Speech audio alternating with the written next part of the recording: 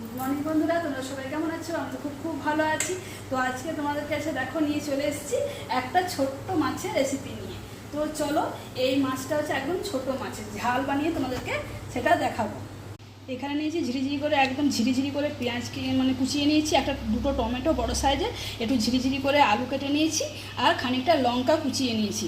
এখানে আদা রসুনের পেস্ট নিয়ে নিয়েছি, আর ফোড়নের জন্য নিয়েছি শুকনো লঙ্কা, কালো জিরে, আর এখানে নিয়েছি ধনের গুঁড়ো আর চিনি, একটু লাল লঙ্কা, নুন আর হলুদ আন্দাজ মতো নিয়ে নিয়েছি। উপকরণগুলো দিয়ে এটা আমি ভালো করে চটকে চটকে মেখে নেবো। দিয়ে দেবো খানিকটা সর্ষের তেল দিয়ে ভালো করে চটকে মেখে নেব। ভালো করে চটকে আমার মাখা হয়ে গেল। এরপর দেখো এর মধ্যে মাছটাও দিয়ে দিলাম, মেখে তেলের মধ্যে কালো জিরে শুকনো লঙ্কা ফোড়ন দিয়ে মাছটা ঢেলে দিলাম। 20 মিনিট কুক করে নিলাম। আর এটাতে আমি কিন্তু জল দিইনি, ওই পেঁয়াজ আর আলুর জলে এটা কিন্তু হয়ে গেল। তো আমার মাছের